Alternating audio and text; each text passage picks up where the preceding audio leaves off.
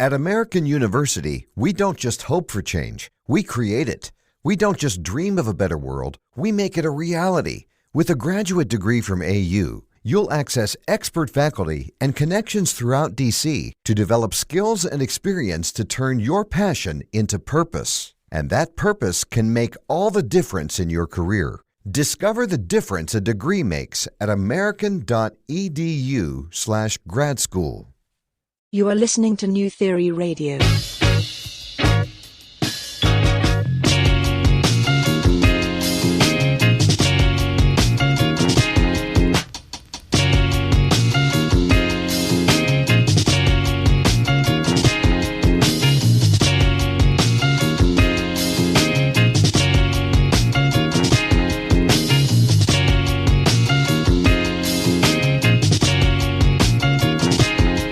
Theory Radio.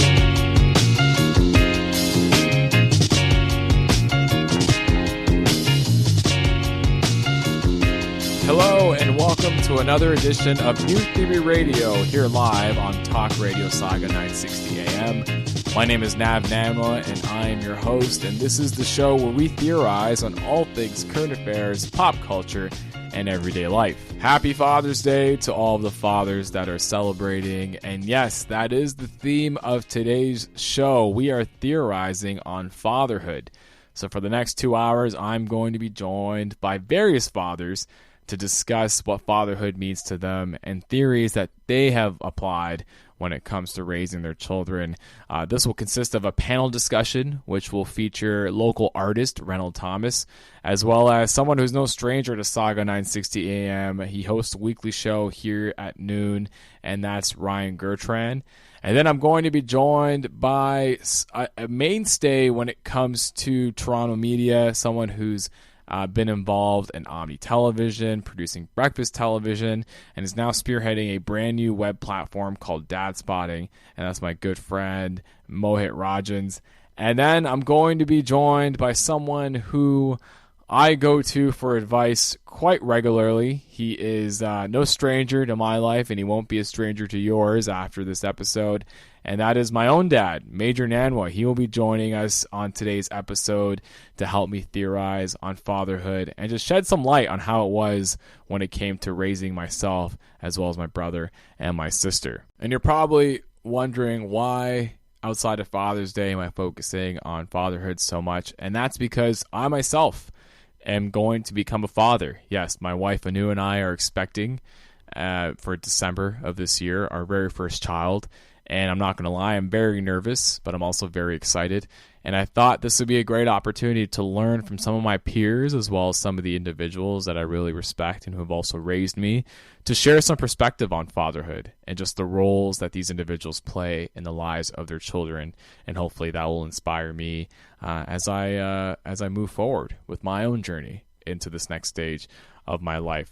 So when we come back from commercial break, we are going to kick things off with our panel discussion involving both Ryan Gurcharn and Reynold Thomas. And again, we'll be right back discussing theories on fatherhood here on New Theory Radio on Saga 960 AM.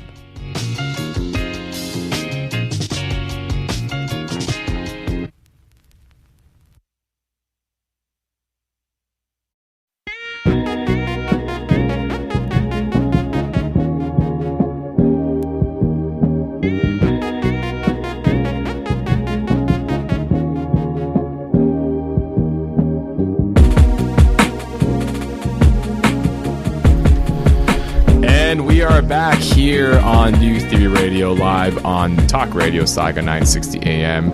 It is your good friend Nav Nanwa here, joining you on this beautiful Father's Day. And yes, that is the theme of today's show. It's really around theories involving fatherhood. And I'm going to kick things off actually with a very special panel that's dedicated to Father's Day, as well as how people go about preparing themselves when they first learn that they're going to become a father. I mentioned earlier in my opening bit here on today's show that I myself am becoming a father. My wife and I are both expecting, and our baby is due in December. So I am freaking out a little bit. So I decided to call on a few of my good friends who have gone through the same thing as I'm going through currently, and just to pick their brain further and get some theories on how they've dealt with fatherhood. I'm going to start with somebody that you're probably very familiar with. You probably already heard him a couple hours ago here on Saga 960 AM. He's the host of the weekly show, and sometimes, what's the other show? Peel Matters. Peel Matters. Sorry, you do too much here, Ryan. You do way too much. All regions matter. All regions matter. Yes, that should be like your ultimate show.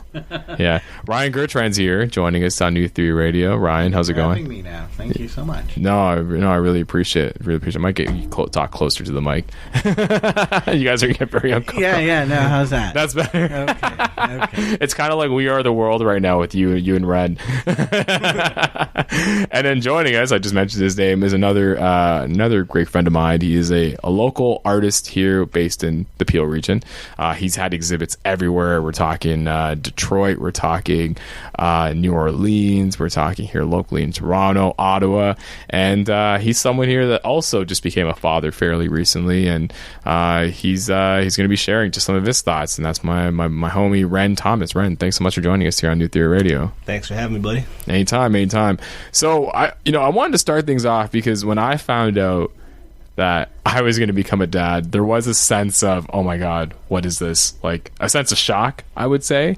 But I wanted to pick both of your brains up regarding how it was to find out that you were going to become a dad and that you were going to be almost in charge of an offspring that was going to be representative of you and your wife, or you and your partner. And Ryan, maybe we'll begin with you, because I actually know your wife really well, Talisto Hamilton, who's a fantastic spoken word artist here. And I'm gonna say, like, you guys were I guess it happened fairly soon after marriage. Was that the case? Oh yeah, that's how I would. Sorry to expose you on the air. But how was that first? What was that initial thought when you found out that you and Alisto were going to have a baby? My first initial thought was, it was terrifying. I've always wanted to be a father, and just that thought of actually this being something that's real and happening, and sort of seeing the positive on the stick, it was definitely terrifying. Quick little story for you. She went out her way to try to do something very creative in terms of how she was going to tell me and break news to me. So came home from work, and she's like, "Hey, how about you go work on one of your paintings? I know you haven't had a chance to get on that for a while."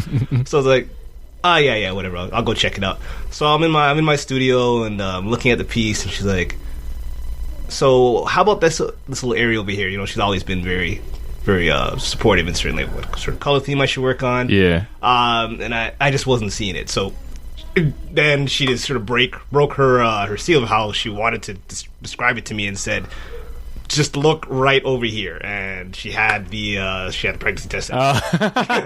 So let's just say I ruined the surprise by not actually being aware. And wow. But yeah, I had to definitely take a seat back, and it was just terrifying. But just very soon after, something clicked in, and I went right into dad mode, and supporter mode, and what do I got to do? Yeah. The following week after, I bought a stroller with my air miles. And, wow. Yeah. So you just got right into it right away. Yeah. And that's the feeling I had too, because when I found out, sure, there was like initial shock, and it's funny because my wife and I were always on this timeline where it's like, we'll buy a house and then we'll have a kid. And we were actually in the process of looking for a house, but then the kid just popped up. And then all of a sudden, her and I looked at each other, and we were like, oh man, this was not how we planned it, but we're going to roll with it. Because, we're approaching 3 years of marriage in November.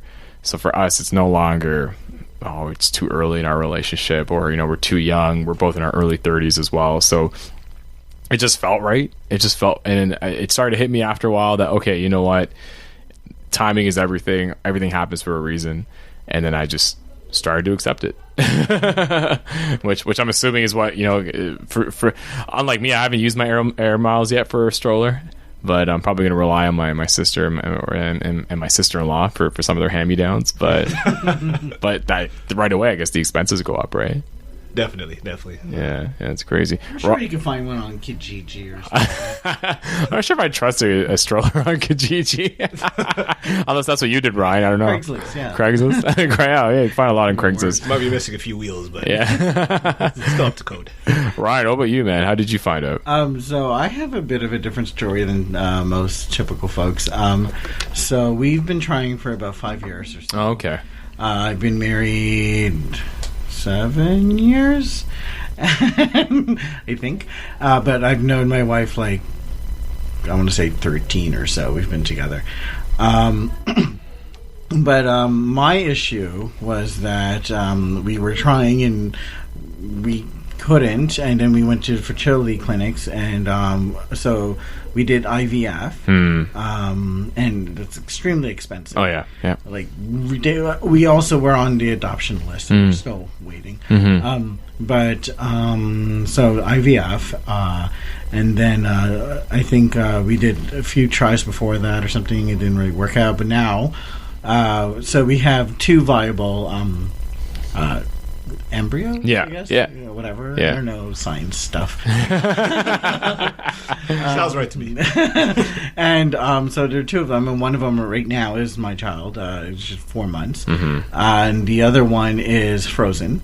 So, like I said, I wasn't shocked. It was more like, yes, it finally happened, kind of thing. Fun fact: if the other one is viable after it's implanted, whenever we decide to have the second one, they will be twins. Oh, wow. Even though they're like years apart. Wow. I know. Playing with time. Technology, man. That's weird. Yeah, but you know what's funny? You mentioned just science, because science has enabled a lot. Like I know a lot of even business professionals, and I know the focus of this is fatherhood, but still relates for sure. I know a lot of business professionals, females specifically, who are so career driven that they'll go down the IVF route and freeze their embryos because I recommend it. Yeah. Because with all the crap we're eating, the processed stuff, it's harder, especially the older you get. I've seen it. A lot of women, and the IVF process is not an easy thing to do. You're getting a blood test every day. You're getting needles jammed into you. You're getting ultrasounds, and it's not like ultrasound on the belly like when you're pregnant. It's like invasive, like, you know. yeah. Every morning you're waking up, and then you got to go through that. But it's just a real, and you're doing this for every day for like months. Right? So it's not a fun process. You really have to want it. So when you do hear you're finally pregnant, it's a great thing. Yeah. No, that's beautiful, man. And then you hate everybody else who could just pop them out. Yeah, well, our situation historically is, my wife has always felt that it would be tough for her to conceive, merely because of just family history. So we thought, we would probably go down a similar route. Thankfully it happened by chance, but that's a real reality of it. And I think as a father in that situation, or as a partner in that situation, it's like a whole different type of strain that it puts on you in regards to wanting to be there for your partner who's probably going through a lot of that. It's not just that. It puts a strain on your relationship. Yeah. There are a lot of and we had a couple miscarriages too throughout the process, right? And that puts a strain on the relationship. Yeah, it does. I've seen because when we first started, I've seen couples that come and go and do they're doing the same thing, and they end up breaking up. They end up not staying together. They end up taking a few years off. Yeah, it gets really messy. Because now sex isn't something you do for pleasure at this point. You're doing it just to get pregnant. Yeah. And sure, that sounds like I'm complaining. 5 years of a very precise sort of, Yeah. It becomes sex more of a science experiment than it does for fun. So it really puts a strain on your relationship to be intimate in any way too, right? Yeah, exactly. So once you've found out your partner was pregnant. Anyway, we know that Rennie over here decided to go buy a shopping cart, or just sorry, a well, yeah, you probably put the stroller inside a shopping cart. How what was the preparation like? Like, who did you? So Ryan, we'll begin with you. You talked about your reveal story. Ours was interesting because I actually got to reveal it to her. Oh, what happened was she didn't want to hear any more bad news, right? Because it was month after month of bad news, and imagine getting prodded every day for a month and then hearing that it was all for nothing. Yeah, exactly. Right? So, prodded. It's a funny word.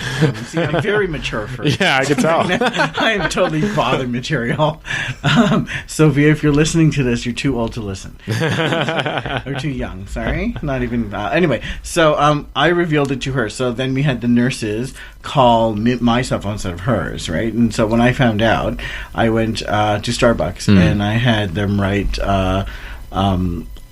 daddy, mommy, and grandma on because her mom was with us. Oh, wow! And I brought it home. Yeah, and and then she was like, "Oh my god!" Yeah. So that was our reveal story. Wow. Starbucks. Starbucks, send the check. Yeah. That's a great TV spot, actually.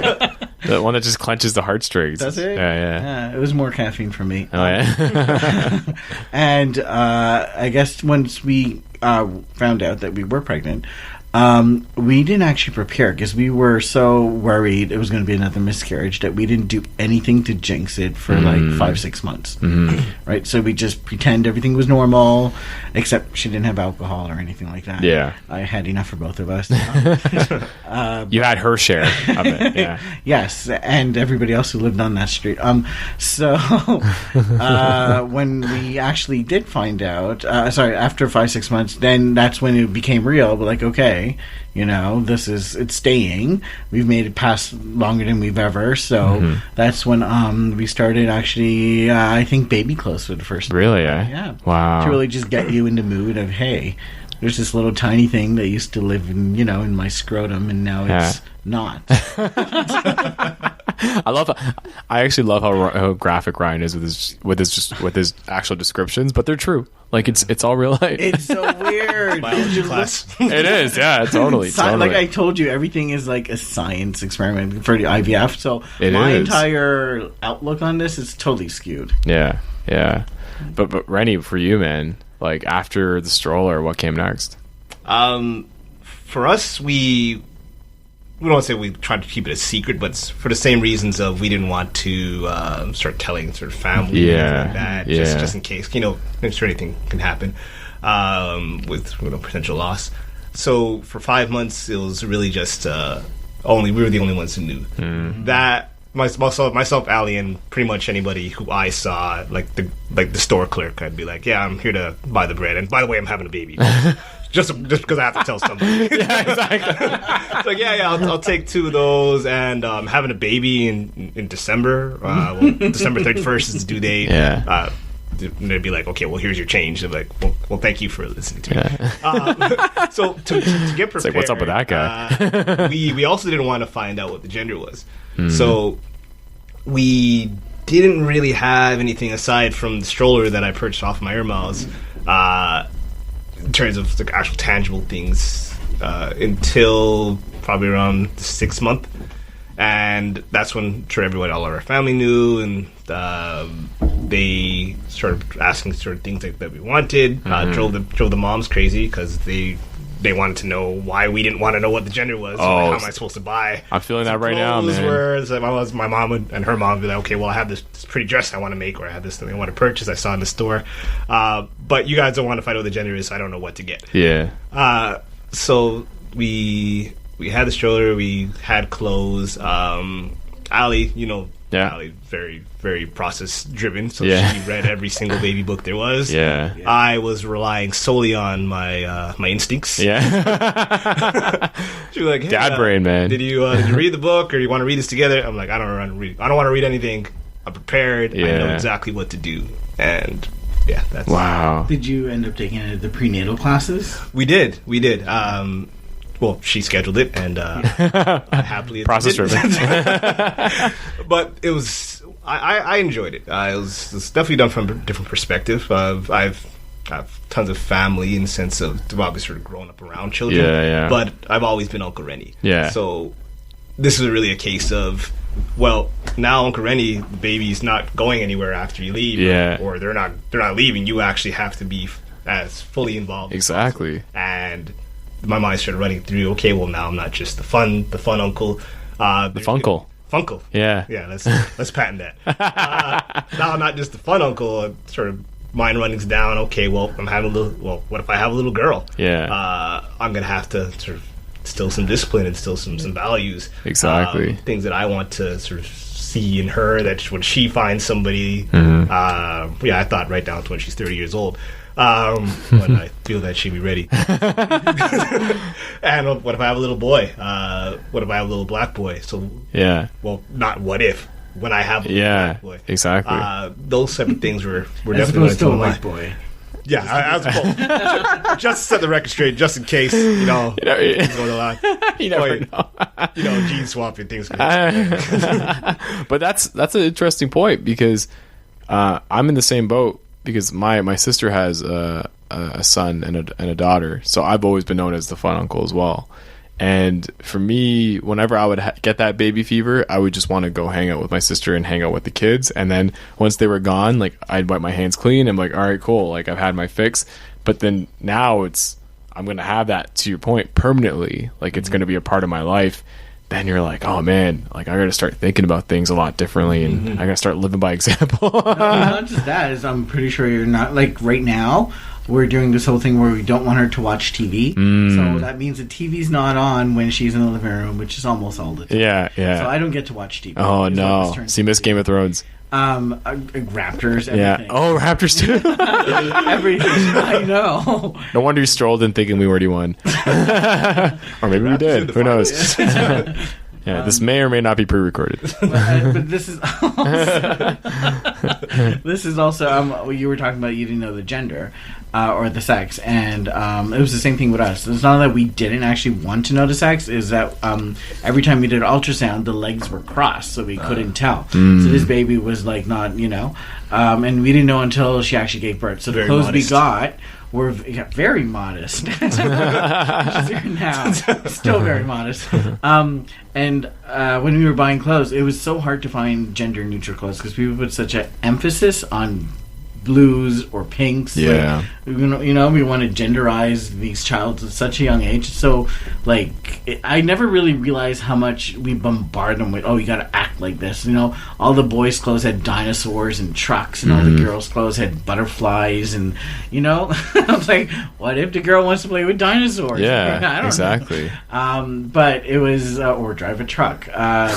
But I don't know, it was really hard. So at the end, I don't know what you did for clothes, but we ended up buying a whole bunch of black or gray clothes. Yeah, and then green and yellows. Was that a thing too? See, Toys R Us didn't really have a lot of green. Oh yeah, really? Eh? So our baby came out for the first week like a goth baby. Yeah, I only wear black. Yeah, I was gonna say, wow. Wednesday. Yeah, I know. Yeah, Wednesday from Addams Family. Yeah. So that was my experience with this whole genderizing thing. Yeah, it's a girl. I have family who's like, they're constantly wanting to, buy all these girly, frilly stuff, and, princessy things, and I don't know. And some of the clothes I'm seeing, the prints are like really, I don't know. I would be like, who would give this to a child? Like a little onesie, like for an infant. It says "Daddy's little side chick," and I'm like, "Whoa,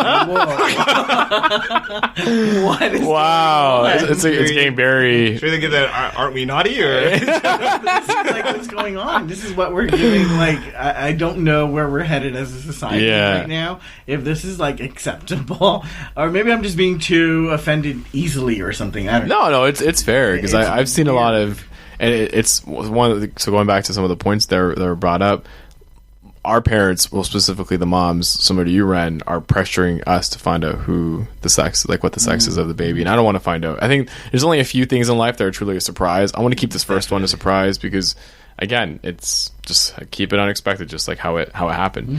And the conversation comes up like, oh, we want to buy clothes, we want to buy this, we want to buy that, and how are you going to decorate the nursery? And for me, to me, it's not a big deal. It's like let's just find out what we get. Colors in blue and pink. Yeah, there are, and I rather let the kid figure things out.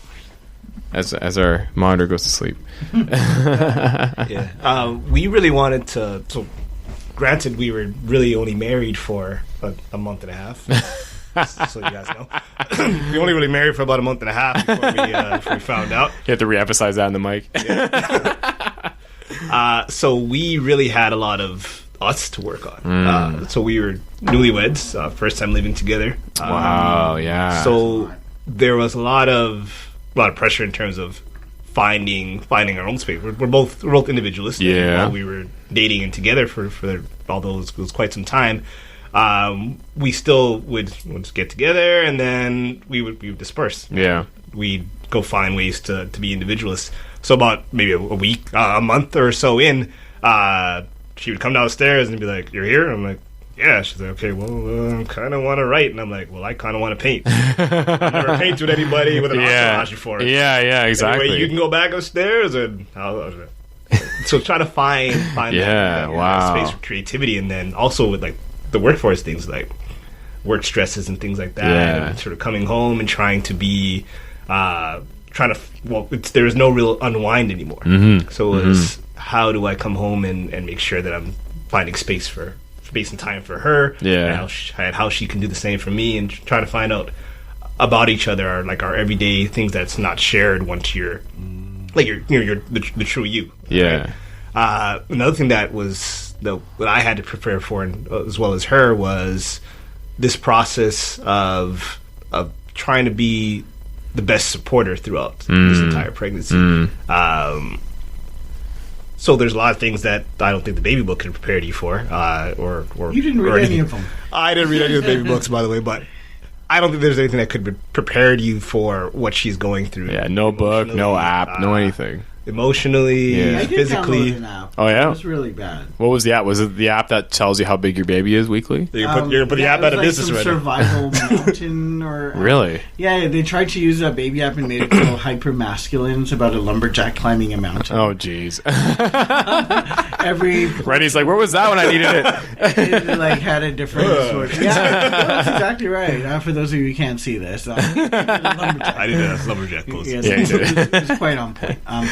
And it was just really, again, totally hyper masculine, but it was total trash. Wow. It doesn't really get you. Even the prenatal classes, I find, they could get you to a certain point, but unless you're experiencing it, it's not. It's different. And it's and that's a great point, because I've seen a lot of first-time moms have different types of pregnancies. Everyone's different. Yeah, everyone's different. There's some moms that really struggle with it, some that just cope fine and they're on their way. Some where even the dad's still continually just trying to figure it out and doesn't know what to do and when to do it. And I think that's always, to your point, Brendan, and I find it interesting, for you, obviously it was like the first year you guys were fully married, so there was a lot of kind of soul searching that was being done during that time. I think that soul searching definitely continues now, because both of you have now committed to bringing someone into this world, so everything is becoming a lot more put into perspective. Definitely. So this whole idea of us being individuals was something that was still very prevalent with us for I'd say maybe 4 or 5 months straight through it. Yeah. And at the time, she was already 3 months pregnant. But sort of now we're 18 months in terms of Monet, and then 2.5 years in terms of being married. Right now, it's just naturally our thought process is, okay, how does this affect me? How does this affect Ali? And how does this affect Monet? Yeah. How are we all attuned with this sort of decision that's being made? You mentioned, Ryan, the screen time thing, where at first we had the same idea. We're like, we don't want her to be watching any TV. It's books, and I'm like, I threw some art down. Maybe I can create a pot. Come be like your daddy. If you want to, but here's some crayons and stuff. Figure it out. I just picture like a pencil and notebook, and then just like a paintbrush with a canvas. Yeah, choose one. But then at the time, okay, well now for that first 3 months, I was actually off work, so finding a new job and then coming up to speed with that when she was 3 months old, it went from every day with us all together to alley just by herself with the baby. So she came to me with, okay, well, this idea of what she wanted to discuss and talk about in terms of screen time, where 24 hours or 10 hours out of the day is a lot of time to spend solely sort of with Monet, and how can we try to find ways to I can be an individual for myself, where I can feel like a human.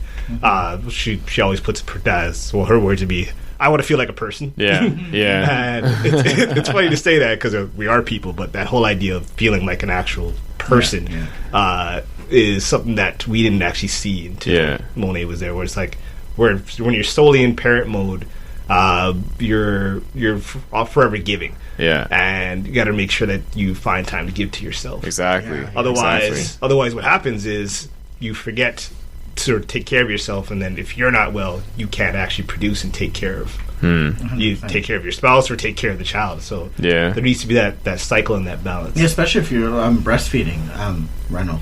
If you are, but if you're breastfeeding too, like that, I have been hitting the gym. No, I've been trying to help out my wife because our child. And I keep saying child because I don't know. I'm so used to this idea. It's only been 4 months. Yeah, that's fine. It's weird. So our child only takes breast milk, and only from the nipple. She doesn't take it from the bottle, or doesn't take formula. She's really high maintenance at 4 months as it is right now, and it's like there's nothing I can do to like feed her anything. I've tried lactating. I tried mentally. That's a joke. You can't. Have you tried lactating? No, I haven't. No. Should I? Was that in the baby book? I was like, is that another science enhanced thing that you did? Not, no, we don't lactate from there. Don't think about that one, Chuck. Okay, I won't. But no, that's interesting. It's hard, and it's on the female, the mother. It's really, really difficult if that's like the only source of food, right? Yeah. And I don't know. To prepare, we're still trying to figure this out too, just like you. We initially said no screen time, but it's looking really attractive. Yeah. Babysitter Treehouse is a great 30 minutes. Yeah.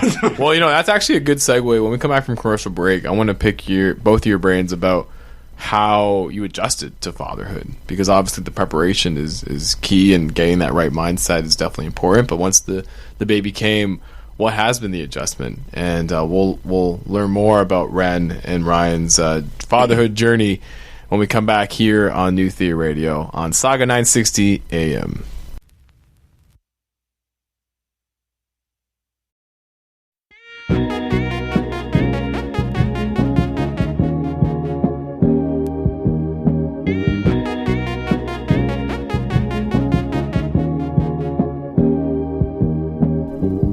And we're back here on New Theory Radio on Talk Radio Saga 960. I'm your host, Nav Nanwa, and we are theorizing about fatherhood with my good friends Ryan Gurcharn as well as Reynold Thomas. Thank you again, boys, for joining me to talk about this again.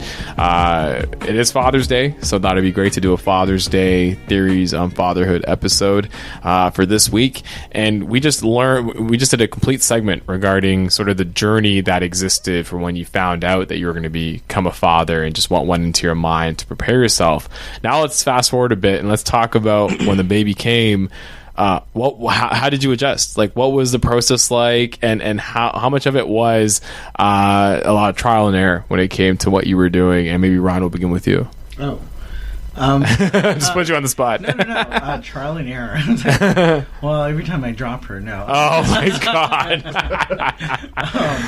Not true. CAS, that's not true. So trial and error. I would recommend to any new fathers out there, take time off work. Do not try and do that and work at the same time. Yeah. You will not be able to function because you're there supporting the child, you're there supporting the mom, or your wife or partner or whoever it is. It is a lot, and you're there supporting yourself because you're adjusting to this. Take time off work. I took about a month and a bit off. I could have taken more. Is that the government standard? Isn't it 5 weeks for men? Oh, I took my own vacation days. Oh, okay, gotcha. The way the government has it set up, it's really, really stupid. Yeah. No, it is 100% calling you out. Tell us what you feel. So you have pat leave or mat leave. One person takes it generally at a time, and it is about 50% of your actual income. Mm-hmm. So you're not getting you're not getting your full pay. And what that means is that mortgage payments you have to look into. So you may not actually have the luxury to take time off for your child because you can't make mortgage payments or rent, or whatever it is. Yeah. So if you can, I would suggest, I would highly recommend it if you can, try and figure it out. Take vacation days. That's what I did. I took my vacation days. That way the mother could take the full 12 months. I wouldn't recommend the 18 months that you can take because what they do is the same 55% of your pay. They just stretch it out over 18 months. So you actually get less per week, okay, or per paycheck. That's good to know. Yeah, it's really, honestly, if you're like, you really realize, how much finance plays. Yeah. With a child, a new baby child, who just cries and poops and sleeps, and really doesn't, has so lazy, doesn't do anything. Yeah. Just lives I've trained my daughter to do the dishes already. Oh, yeah. Ryan's on it. That was the kind of discipline he was talking about earlier. I need to do that because I've been training mine to change her own diaper. Nothing. Nothing. She'll play with her poop, but not the diaper. Wow. So, did you have any mentors? Like any people, any dads that you looked into, or what? No, I just sort of I was in survival mode. Yeah. I think you just go into, taking care of your partner, the child, making sure things are paid on time. Yeah. Because life is still going to go on. Yeah. Whatever commitments you've made, they're still going to happen. Yeah. And what I would recommend is to try and make sure you find time for yourself. Yeah. I still did my radio show at the time, and because I find it fun. Yeah. And I needed that time to just decompress. And that's what I heard too. Like a lot of people I've been speaking to said, the process is beautiful and it can be draining, but you also need to make sure that you stay grounded and you find that time for yourself and that ability to be able to, be alone and kind of let things, do fun things and digest a lot of what's going on, because I even found out from my family doctor or from her family doctor that even men can go through postpartum. Oh no, it's very true. And very, very. I've some of my friends have, and I've seen it. Yeah. I don't know. Yeah. And it's hard. It is hard to really get that alone time. I suggest toilet time. Yeah. Okay. Yeah. There in your thoughts. I don't know. What do you do, Reynold? Yeah, it's fine at Reynold. I go in the washroom to just run the shower. Yeah. Yeah. It's for me. It was. I would say I was definitely excited throughout the process. So that excitement was really my driving force. Mm-hmm. And what I really had to learn, and what Ali and my daughter taught me was I needed to soften my approach. Just my mindset is I'm a go getter. So my mindset is just go. Yeah. If something happens, all right, well, You strain your ankle in the game, tie your shoes tighter, and you keep playing. That's the idea. Exactly. Didn't work out for Katie the other day. But that's my approach. So when Ali was asking me for support and sort of things that she was dealing with and things that she needed to get off her chest, my approach to her was, okay, well, this baby's coming regardless. Yeah. So that may be true, but my delivery was something that I needed to rethink. Yeah. So I spoke to a friend of mine, and she's like, "Are you crazy? Why would you say that?" I'm like, "Well, it's true. The baby is coming, so she does need to get over it." Yeah. But the idea of how are you still alive? Get over it. She's gonna kill you when she hears this. So there's nothing you can really do. But when sort of thinking through that, it could be like, okay, well, how can I be more of a support? Like, what is it that you're actually going through? What can I help with? So asking those questions, and then with my daughter. Funny story. So she's also a little go-getter like myself. So she sort of likes to run around and sort of do her own thing. You try to feed her. She's like, nope, I want to feed myself. Oh, wow. Yeah. So there's a little story where she was playing by the coat rack, and I didn't want the coat rack to fall over on her. So I just yelled and said, "Hey, be careful! Don't do that."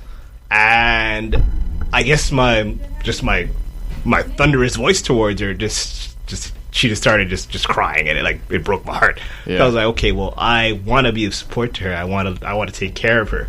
I want to be for her protector. But if I don't make her feel comfortable with my approach, then that's not something that I can be. So you yelled at a baby and she cried. Yeah, mind-blowing. I yelled at a baby, she cried, but the thing that hit me was, it wasn't that she was doing something wrong, it was that she was afraid. And I don't want her to be afraid of me or afraid of something I'm trying to teach her. Yeah. That's what the police are for. Yeah. Oh my God, right. All right. Politics with Ryan here.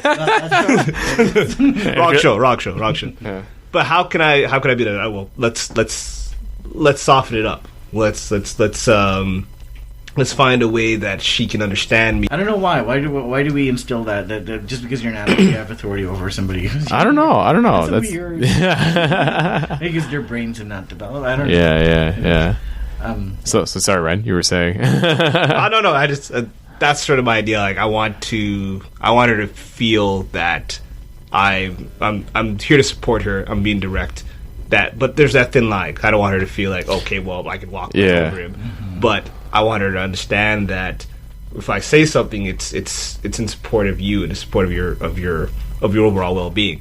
It's not to say that everything you're doing is wrong and you shouldn't do it. Yeah. 'Cause I feel that also leads to things down the line where, okay, well, my father felt everything I did was wrong. And it creates that sense of rebellion or that sense of Exactly. like, I'm never good enough. Rebellion, almost, right? insecurities, things like that. I'm never going to be good enough. Well, take from me the B student, I felt just carrying right through. But then you have those stories of kids who are just sort of just acing it, and they get to that actual portion of their life where things get harder, where you have to actually rely on your wits. Exactly. You got to rely on some street smarts, and it's just like, okay, well, I was only really taught to focus this one way, and that's where that idea of just linear thinking needs to be switched. And I feel like that's something that we need to ensure that we're teaching our kids the whole spectrum of life. Well, and even when you think about it, going back to the topic of just growing up, especially from a family from an ethnic background, I would say that for being second generation, you almost have I don't want to say softer approach, but obviously there isn't usually a lot of affection that's shown, when it comes to people's relationships with their dads, because it's very much like a coaching mentality or almost that, I don't want to say tough love because that's really extreme, but it's, your dad's like if you look at Tiger Woods' dad as an example, like he's the one rooting for you, telling you to man up, telling you to move forward. And now when it comes to our generation, I think because we're surrounded by so many different influences, and just we're obviously a bit more educated, you get a sense that the approach can be different, and you can have a mix, and you can also show affection at the same time. Yeah. I feel what's great about our generation now is we can actually speak on failure being an option. Well, you can fail, and it's okay. You may not be able to do something, but as long as you're going through the steps of learning or accepting that maybe this is not for you, and accepting that help, and where do you feel that help comes from? And I feel that's the role that I want to play. I want to be that, okay, well, I know I can go to my dad for help. If I do go to him, I know he's not going to be upset. Yeah. Like, how can I how can I help you be better at it? Because there's actually like an instance there where you might have gone through something that they've gone through, so it's like easier for you to relate. Which, Ryan, so you talked about earlier that you've been missing the Raptors games because you don't want your daughter to see TV. So how's that? How have you kind of coped with FOMO? Because that's my biggest fear, because I'm a big I have huge FOMO. So you're gonna miss that a lot. Yeah, there are a lot of things you won't be able to, I think. I don't know. When I figure it out, I'll let you know. Yeah. It's funny because there's a lot of things that I can speak on myself that I feel like I did not want to do anymore. Yeah. I used to, still do. I still love to sort of go hang out with my friends and watch the game. But this time around, I was like, okay, well, if I go hang out with my friends and watch the game, who's gonna be home with my wife? Exactly. Who also want to have somebody to watch. Yeah, exactly. Like, do I strap Monet onto my chest? And Yeah. I'm gonna say no, but yes. Not like a horrible idea to me right now. Things like the movies. I'm sure Ryan's tried So it. that is something we actually haven't done in a long time. We can't go to the movies. Yeah. Because the child feeds every 2 hours ish, and she has to feed off the breast. Yeah. Right? So my wife, we cannot go into movies. I mean, I can't go, Yeah. but my wife can. So I usually just go with my girlfriend. Yeah. Oh my God. No. Is that a thing? That's where you got the side chick. You said it was a onesie. No, it's no. That is one of the things that we can't do, at least for a while. And then that's interesting for me because my wife and I do an Oscar binge every year, and that involves not only watching it on TV, but we're going to movie theaters every week to watch all the Oscar movies. Yes. And I remember when she found out that she was pregnant, she's like, "Oh, because the baby's due in December." She's like, "I don't think we'll be able to do that." No. And I was doing some work today, and for some reason I had to look up the date of the Oscars, and the Oscars is taking place like the first week of February next year. So I was like, "All right, well, there goes that run." My advice is to make sure that the baby can bottle feed. Yeah. And then you could get babysitters. Oh, yes. My daughter also didn't drink out of the bottle at all, and that's becoming more and more common. Like even my nephew, he's turning 2. He never liked the bottle. He's always been sippy cup, or he likes a good straw. Like just doesn't like the bottle at all. She just didn't take to it. It was pretty much a never thing. Yeah. So that made night routine really really tough on my wife. Yeah. Because she was a terrible sleeper. Yeah. She woke up every hour. Yeah. Oh, it sounds like hell. Yeah. So let's just say only one of us was getting a great night's sleep, and it wasn't Ali and it wasn't Monet. So that rose a conversation of how can I be more support where I can't wake up and feed her. Yeah. I can't wake up and get her a bottle. Yeah. But the question was like, what can I do? Yeah. Do you want me to be up with you? Yeah. Once or twice a month. Yeah. How can I help? Start negotiating, man. Yeah. So, but knowing that was a write-off for me, but trying to find other ways I could step in. Okay, Yeah. well, maybe I'll take that morning session of, okay, well, I'll be up in the morning with her. You try to find ways to sleep in a little longer. Yeah.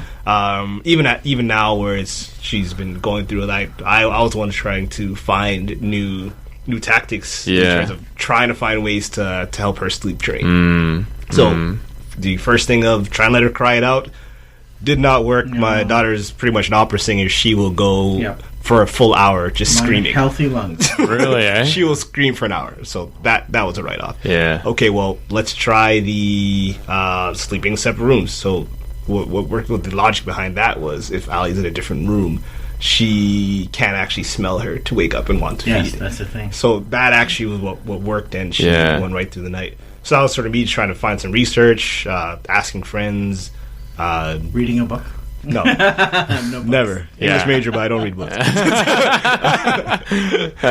That's funny. Google's one of those. Just asking around, just being really open about what you want to do to help, and trying to find the answer. Did you both of you actually notice that a lot of your friends started to become dads as well? Like, did you notice that you started to relate to a lot of people who had kids, and then you started hanging out with them? No. No? No. Really, eh? I have almost zero friends. Really, Except eh? From you now. By the way, happy Father's Day. Thank you. I'll be your friend. Yeah, there you go. 2 friends. The whole purpose of this, not only to celebrate Father's Day, but to get Ryan another friend, which will be Ren. I don't know. I didn't really have friends to begin with. I know. I have people I know and stuff, and I mean, Ren, beware, man. This friendship isn't going to last.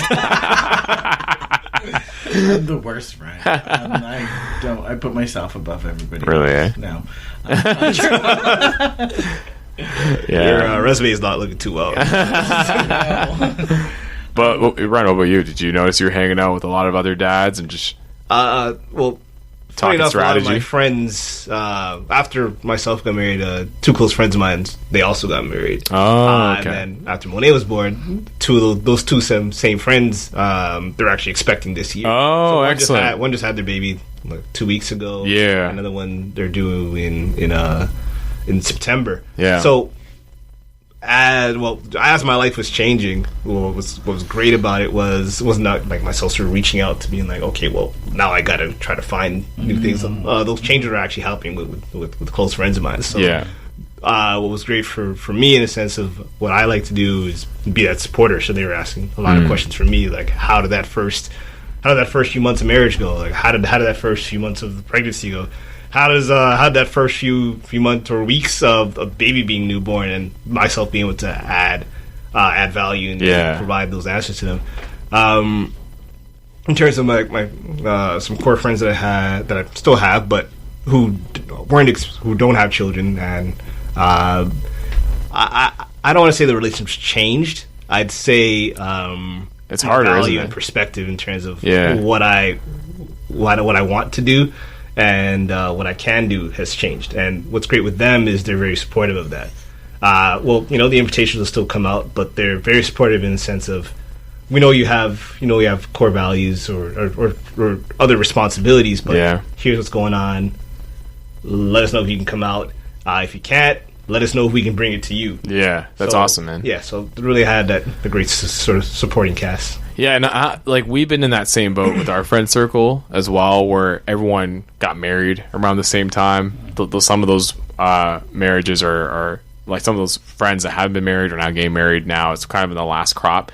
So my wife and I are kicking off that kid stage now amongst our friend circle. And I'm going to be curious to see who follows suit. Yeah. But I could see us playing a similar role to what you and Alisto have played in regards to providing that counsel and providing that support. We just told a lot of our core friends this week, and I can tell just how excited they are. And even there's one other couple that we're really close with. We had plans of doing joint trips together, and then when they found out we're having a kid, like, they're really shocked and really happy for us. Obviously, the realization is that if we ever do a trip together, the kid's gonna have to come along. But just having that support, having that understanding up front, just goes to show who your real friends are and who's going to support you no matter what. Yeah, that's awesome.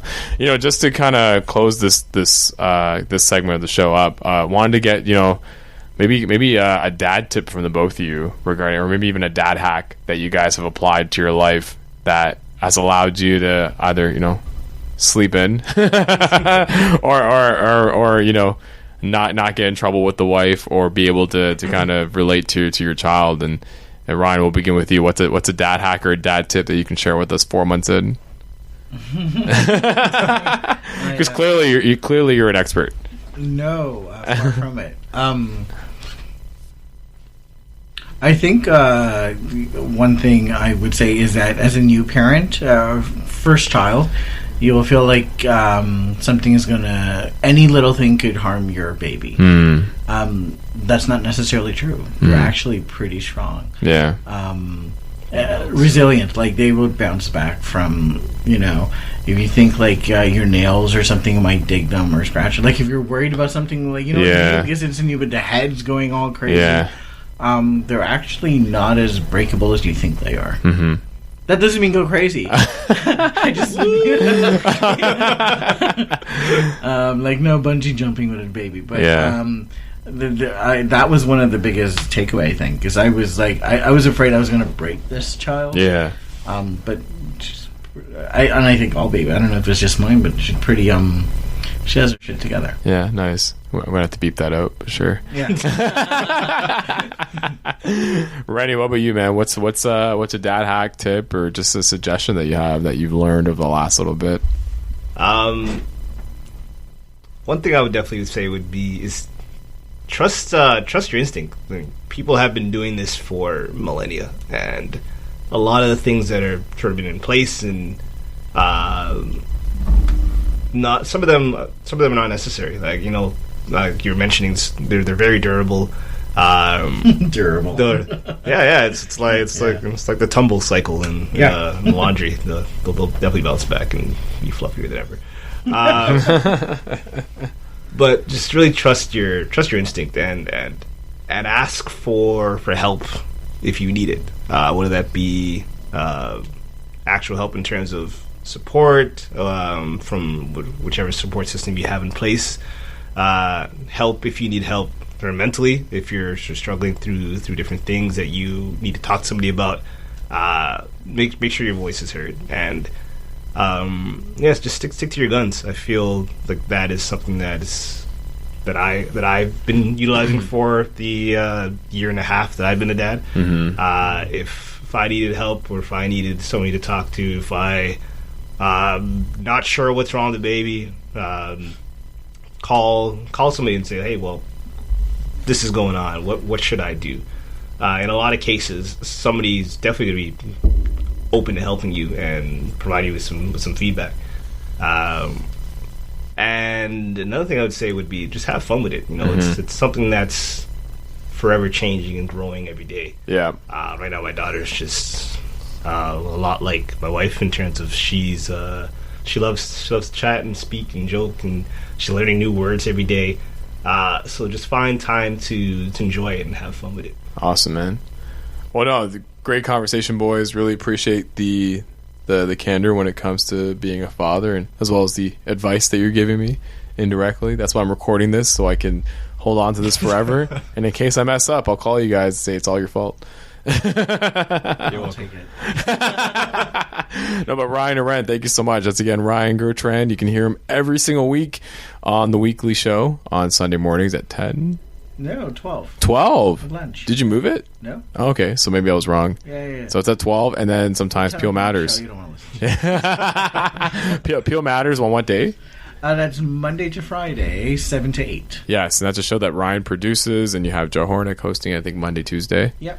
And then Bill McBain, Wednesday, Thursday, and you do it Friday. I do Friday. Wow, you get to start your weekend and end your weekend with Ryan Gurcharn. Or you can end your weekend with me in my show at 5 p.m. No, of course. I just tell people to on my show. Oh, I appreciate that. Yeah. I should start setting up your show on my show a week out. Yeah, we'll start doing that. And a big thank you to you, Ren Thomas. You can go follow. Where can people follow you on social? You can find me on Instagram at Ren's Art. That is RenZZZArt. And if you want to look for me on LinkedIn, it's Reynold Thomas. All right. It's my government name. Bigging up the LinkedIn. You're like the first guy to be like, yo, can I be on LinkedIn? I'm on LinkedIn. It's really corporate and fun. Send me that connection. Send me that blurb. I need a second person. But yeah, Ren's Art was my main one. Check out some artwork. I have a few shows coming up for the summer. Amazing. Check out my webpage. That's my bio would be on my Instagram. That's how I know you actually added me. It's great to have you on the show. Thank you. Excellent. And yes, we're going to take a quick commercial break. But when we come back, I'm going to be joined by Mohit Rajhans, who is a media personality, as well as the creator of the website Dadspotting, which you should go access, which is a great community platform for dads. We'll be right back here on New Theory Radio on Saga 960 AM.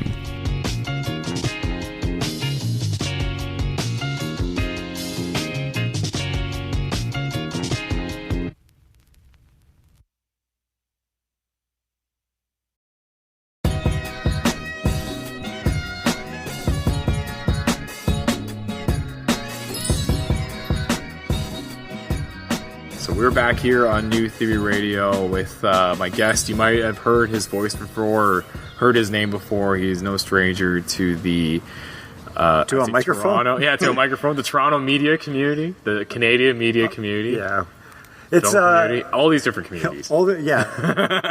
He's the community leader of communities. Yeah, pretty much, but not a Facebook community leader. Yes. So. I'm not sure if you want to be a Facebook community leader at this point. But. No, I don't need that. I don't need that on my bio. I'm with Mohit Rajhans. Mohit Movies. Mohit's Movies, yeah. You have a lot, man. Dadspotting. Dadspotting, right? What for else sure. Are you working on? What's your consulting company again? ThinkStart Inc. ThinkStart Inc. Yeah, definitely. Yeah, man. A person who is currently shooting short film Face Off as well on CBC. On CBC. Lucky enough to be an active blogger and somebody who participates both as a juror with IMEs, and whenever Tiff calls, I'm able to at least help out. If at least a Bollywood film is in town, I could maybe help out. But I've been lucky, and that's nothing about this is my resume. It's just I've been lucky. I've been lucky to carve out friendships like this, between you and I, and I think that path is still evolving. Well, another role that you have, and one of the reasons why I want to bring you on, because I think I can bring you on the show for any reason, but I think the most important reason is really talking about fatherhood. So on this episode of New Theory Radio, we are theorizing on fatherhood and sort of the concept around it and how it's evolved over the years, and just gathering different perspectives on the topic, and to see what different people's positions are on fatherhood and how they go about it. And you yourself are a father of 3. Yeah. You have 2 sons and a daughter.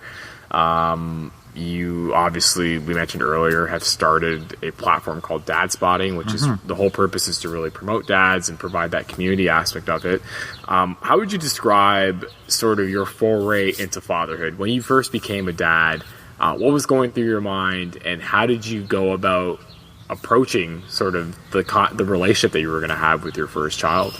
Yeah, so that's a very good question. I remember very distinctly knowing in my gut that I was going to be a dad before my wife told me that she was pregnant. Really, eh? Yeah, and what I did at the time was I started writing emails to my unborn child.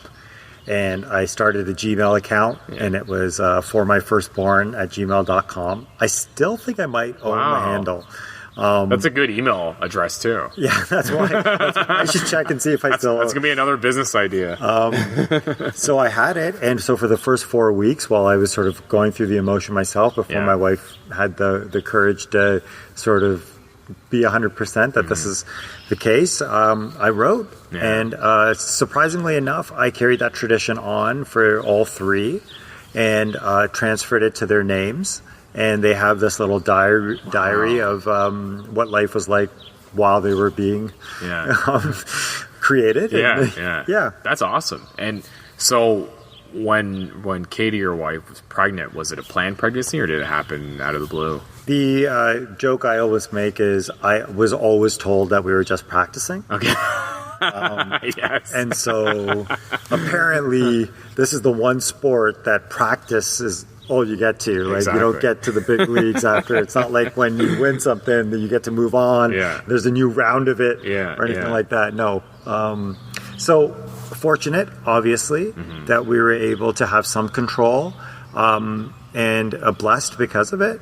But the kids aren't babies anymore, right? You know, they're very much growing up in a very different world than we grew up in. Yeah. And I think a lot of the focus of why Dadspotting was created was to try to nurture the world from a new perspective and give dads a little bit more of that feeling that we're all kind of experiencing things at the same time. Like there's no magic pill, there's no what to expect when you're expecting, there's no mommy blog in that respect. It's more of a hey, you know what, let me give you an example. Cannabis is legal right now.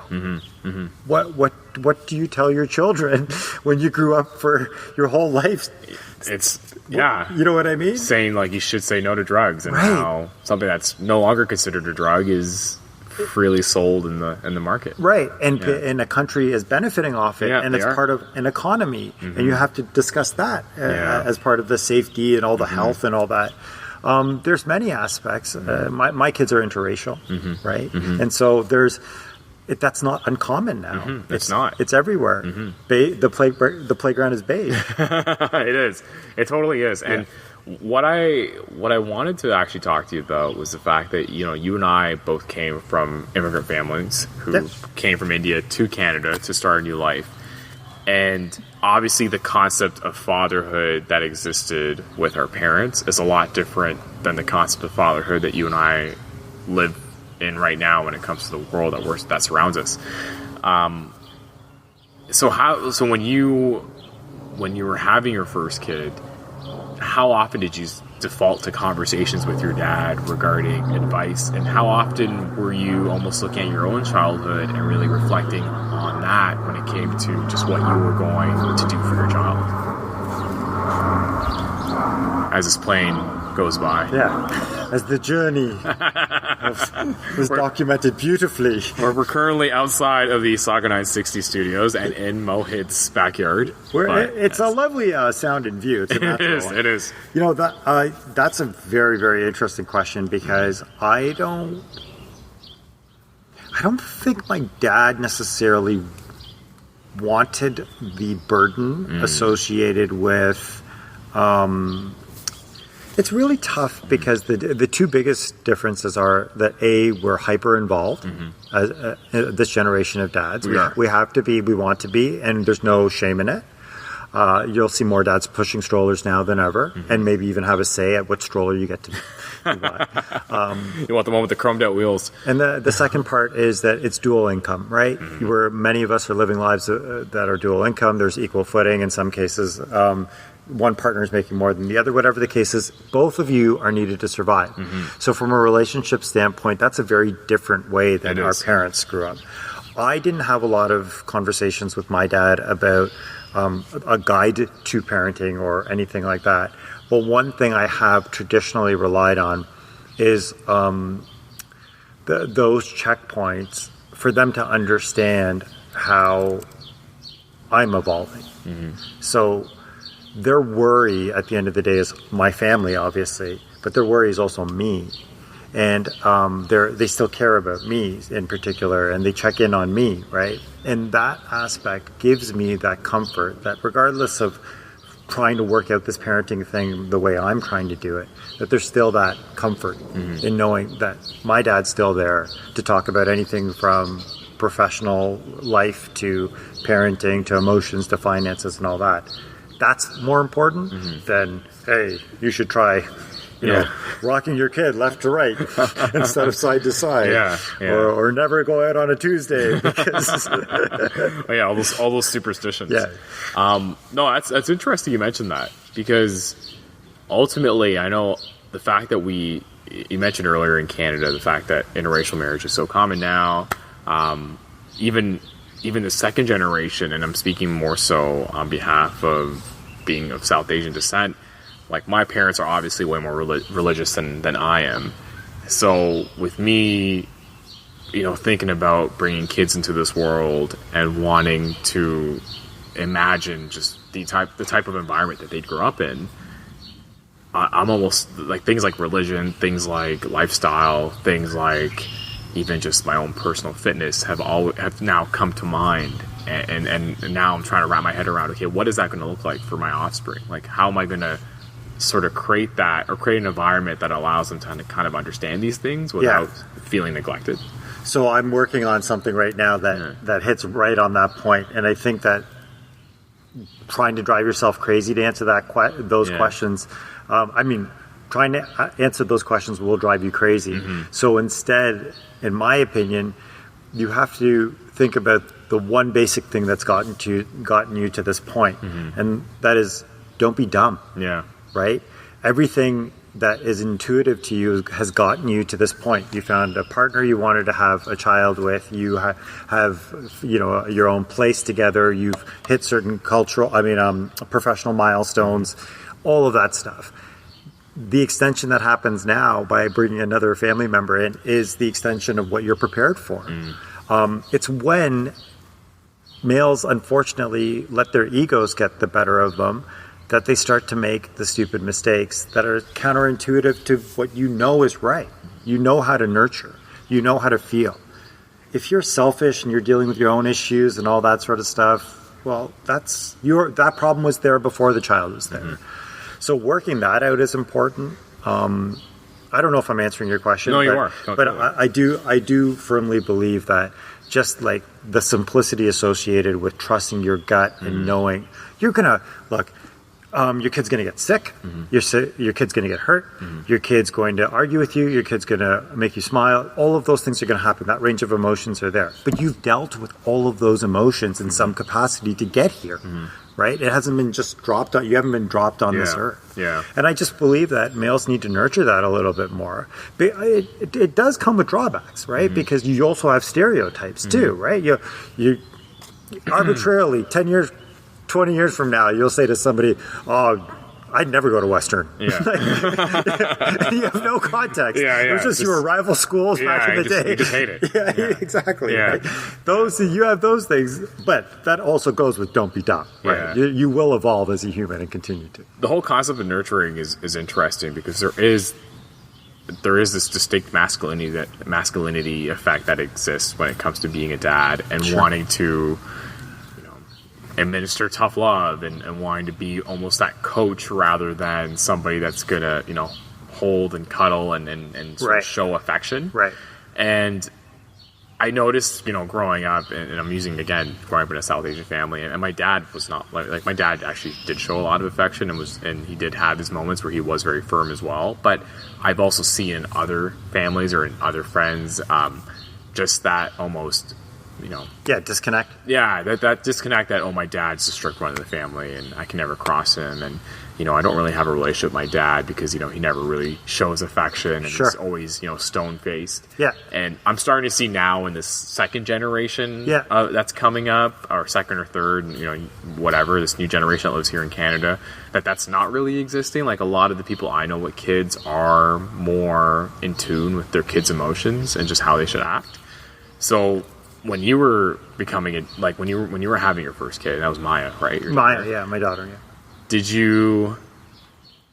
it ever cross your mind in regards to, what kind of dad am I going to be? Am I going to be someone that's going to push my kids to the absolute limit and be that strict father figure that instills fear? Or was it more so, again, to your point, figuring out as you went on and sort of molded your approach that way? Yeah, I think that if you look at it from the perspective of the moods you already currently manifest, they all come out in various forms when you're parenting. And the unfortunate part about it is a lot of it is stored in a memory bank based on the way you were raised, and it won't come out until later. And I say the unfortunate part is because the good comes with the bad too. The key difference, and I hate to sort of lean on this, but the key difference, in my opinion, is who you're married to. Mm-hmm. It is. There is a good cop, bad cop vibe in some cases, but there's also, gender, there's not role reversal from what we grew up understanding. It's not role reversal in our house, right? Mm-hmm. I married my best friend. Mm-hmm. I married somebody who can be just as stern as loving. I am very much a product of an immigrant household. Yeah. And those two flavors come together in running the house. So are you good cop or bad cop? But wait, let me finish. Okay. But the reason I'm shedding light on that is because that style and understanding how you have to either give the right of way or you have to take charge of the situation is what's going to dictate. Right? You're not going to be able to just say this is the family traditional stamp on fatherhood. If you don't figure out the way to play by my playbook, well, your partner is going to be like, wait a minute. I don't know if you understood what's happening here. But So, I think the definition comes from the synchronicity of the house in general. Interesting. When you were having kids, were your friends having kids at the same time? Or some. Okay. Yeah. And again, I really want to touch on Dadspotting and how that concept came about because, was a lot of that really based on the fact that because you had friends in your inner circle that were having kids, that you noticed you were sharing some of the same stories or some of the same sentiment, that you started to trigger like, hey, maybe there needs to be a platform for this? I actually I was producing at Breakfast Television. Yeah. And the mommy blog thing started to break out. Totally. And I was very much a hands-on dad from day one, and there was so much in these blogs about mom's night out and wine Wednesdays and all this stuff, and I was like, that's great. Yeah. But I mean, I'm not doing anything wrong by what I'm doing, but I'm also, and then I started to realize there was a dad market, but the dad market was so ingrained in trying to be funny. Yeah. And it was silly dad things dad and talking to my dad. Right. Yeah. And it was memes and GIFs. So I was just like, look, I want to know if it's worth buying Jordans for my kid. Yeah.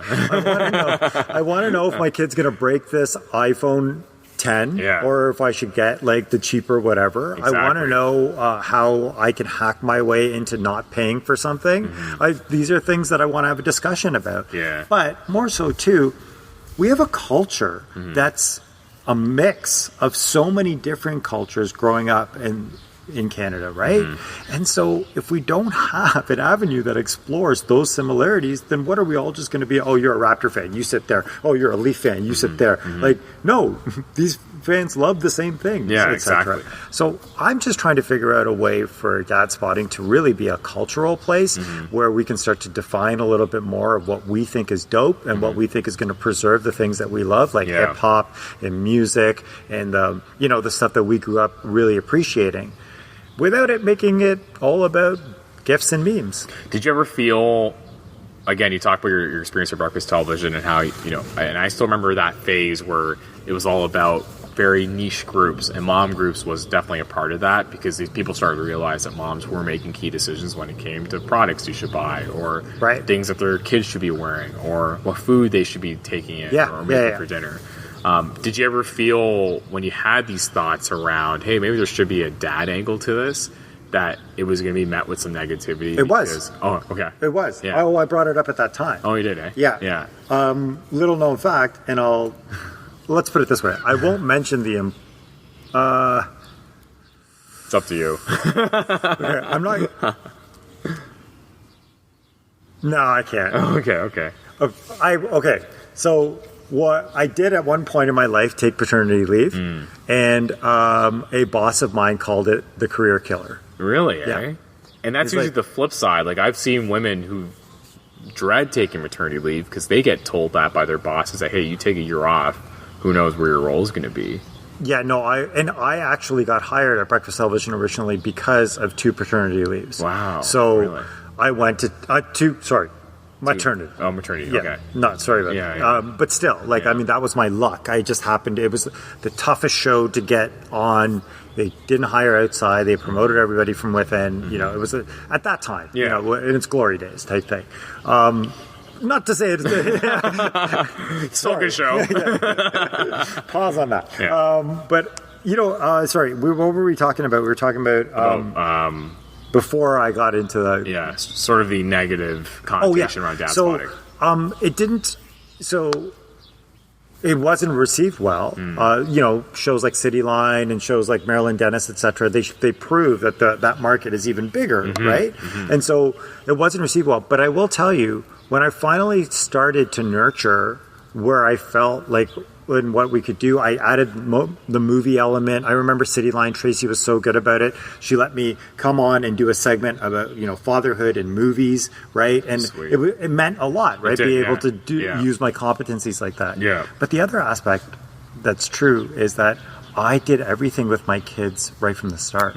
I've got a picture of Maya and I courtside at a Raptor game when Yeah. she's barely 1. Yeah. You know what I Yeah. mean? Yeah. Don't get me wrong. I don't get to go courtside at a Raptor game. But at that time, I would say, where's the invite? at that time, they were totally easy to get courtside tickets. Was that the Bernardi years or what? Oh, yeah. In fact, in the background, right behind her is Garbajosa. Oh, really? Okay. The other 15 of the Raptors. Nice. That's hilarious. Well, it's great that you mentioned that, because I've actually seen situations in the workplace where if a male chooses to take paternity leave, there are jokes that are made, and they're almost demasculine jokes, in the sense that, oh, so-and-so's taking maternity leave. Oh, like, what's up with that? Right. And I remember people saying those comments, obviously under their breath, not wanting to get into an HR issue, but it was one of those things where it's like, whoa, why is this guy doing this? And it's kind of, it wasn't the norm. It's a norm to see a maternity leave happen for a year and them come back and get reacquainted, but for a guy to take 6 weeks, I know. and it's like, come on, is this a cop out? Like, that's almost a mentality. And I'm glad you brought that up, because I've had close friends of mine actually take paternity leaves now. And I had one of my buddies, actually, he did it last year when he had his son. And he loved the paternity program so much at his workplace. Like, he went on LinkedIn and wrote a post about it. Nice. And was like, shout outs to my company for letting me do this. Wow. Even though it's 6 weeks, See? like I'm grateful for the time. And here we are talking about it. Yeah. I mean, like, imagine how great that is for the communication of that brand and that company. Totally. Yeah. And I remember asking him, I was like, hey, like, I asked him straight up, like, did they want you to write that? He's like, no, man. He's like, I was very grateful because I didn't think I'd be able to do it. Sure. Or I didn't think that the workplace would allow me to do so it. going back to Dadspotting, that's the exact story. I mean, think about how much he had to think about doing that. Whereas a woman goes back to work day one, that post is on Facebook, like, you know, I'm free. Like, it took me 3 hours to get here, but I'm like, you know, you see the post, right? Yeah. So I'm just saying, like, you know, kudos to that. That's a prime example of why we need to share our stories. But to your point, that culture's not going to change anytime soon. And whatever it means to anybody, the worst part about thinking about it from any retrospect, from my perspective, about the ones that I didn't take paternity from, was that nothing you're doing right now is permanent. The worst part about the way we are, like, built to feel right now is that we're, you know, this 6 weeks could mean my career. Yeah. If that's the case, this isn't your career. No, it's not. Right. It's not. So even if it's 6, 8, whatever you decide to do. And then the second point is, you have absolutely clue what challenges a child will bring to you, your relationship, your family, your loved ones, whatever. It could be smooth sailing, and you could have a kid that you're taking to Niagara Falls and Maid of the Mist in the first 3 weeks. Or it could be a kid that has not stopped crying since the day that they walked in. Yeah. What do you want to be prepared for? Yeah. Your meeting the next day, or at least getting through the night? Totally. So, I mean, you can't risk it. There's nothing about your career right now that is worth. Now, don't get me wrong. If you know that you're going to have kids back to back and there's a plan you have and you want to get the 3 years in because you're at an age, whatever the case is, if that part of the plan has been not factored in to this, I get it. Things change. People have to work. You get that, et cetera, et cetera. Not everybody has the luxury from a financial perspective. So I'm not downing any of that. But if you do have the luxury and you know that you're middle management, going to be there for a minute, take the benefits, man. Yeah, totally. You can't get it back. What kind of response have you gotten on dad spotting from other dads? Do you find that a lot of these dads are reaching out to you being like, dude, I've been waiting for this content. I've been waiting for like just someone to sort of speak to the things I'm interested in or the way I'm feeling. Do you sense that it you know, even people that have maybe noticed what you've been doing have not really like are intimidated by, but maybe are a bit nervous to approach you because they almost think that, again, showing any type of emotion is kind of going against what their masculinity is all about? I'll be honest with you. Majority of the people that have reached out to me are people who want to post, people who want to write, Amazing. people who want to cross promote and stuff. I love that. Some business stuff, branded T-shirts type thing, etc. Excellent. I haven't committed. Yeah. And so that's the business side of whatever. But the other thing I find interesting is how many people recommend topics. And I'll get random emails from saying, like, you should talk about how expensive it is to play hockey, or you should talk about whatever. So that makes me feel good. But I feel like I have more of a creative network than I have an audience. So now I've got to figure out a way to distill. I need an editorial director, essentially. I can't be both, right? But the other interesting thing is the video evolution of what we're doing and what people have come to us with and the potential partnerships we can do with that, and especially in the experiential realm, I think that's the exciting stuff. That's awesome. You want to be able to bring dads on a little bit of a journey that they can't necessarily get through just a YouTube clip and a blog post. Totally. So I'm hoping some of the video stuff really starts to pan out. And it's really that community aspect. Like, I think as soon as you get these dads in a room engaging with each other, be able to, run different ideas regarding parenting and just how, what different tactics that they use to raise their child, being able to create that environment that allows them to share that information while also talking about the Raptors or talking about fashion or talking about music. I think that's the sweet spot in all of this. Yeah, hopefully. Yeah. I mean, I'm not I'm not the audience, to be honest with you. You're the audience, right? And so when I meet like-minded people like yourself, and I know that you represent this phase, this next phase of parenthood, that inspires me to want to do more, but it doesn't inspire me to want to, like, I'm not the preacher, right? I'm going to share the story with you that you might relate to, and you're going to share the story with me about what it's like a decade later to do it, right? That's the important part. I have no misgivings about it. And that's why I'm not really associated with the brand necessarily. It's the conversation I want to start. Getting into a bit of a hypothetical question as we wrap up. How old's Maya right now? Maya, how old are you? 12? 12? Wait, 13, 11, and 9 right now. So... No. 12, 10, and... Maya, how old are you? She can't hear me. Oh, yeah. Okay, well... How old are you? She's 13. Okay. So 13, 11. So, 13 years ago, Katie's on the verge of giving birth to Maya. What would you tell Mohit now, like then, based on what you know now, in regards to the preparation of having your first kid, and just the journey that it'll take you on, even not only from a journey from a fatherhood standpoint, but even from a personal development standpoint when it comes to your everyday life? Just trust yourself. Yeah? Yeah. Yeah. There's so much room to doubt. There's so much room to worry. There's so much room to have anxiety manifest itself in really messed up ways. There's room. You're going to lose sleep. You're going to lose a little bit of your partner. Oh, yeah. It's true. Yeah. But again, you are the reason that you got here, and I just wish I had that faith, because at the time it was like, what everybody has to be super close, otherwise I'm not going to be able to figure out the thing. And the mistakes that were made in the first year were never made again, but the next child had its own set of challenges. Yeah, exactly. And that's the one thing I've heard too is, some people feel when you have your second or your third, it's like, I've been down that rodeo. I know what to expect. But for example, my sister and my brother-in-law, they had a daughter and then they had a son, and the difference is about 4.5 years. And both of them tell, like, whenever we talk about it, both of them mention how different it is based on how Sasha was when she was 2 versus how Leo is approaching 2, and just the different things that they do, the different behaviors. Sasha was more reserved. Leo is obviously a bit more crazy and loves to grab things and throw things around. And for them, it's completely different.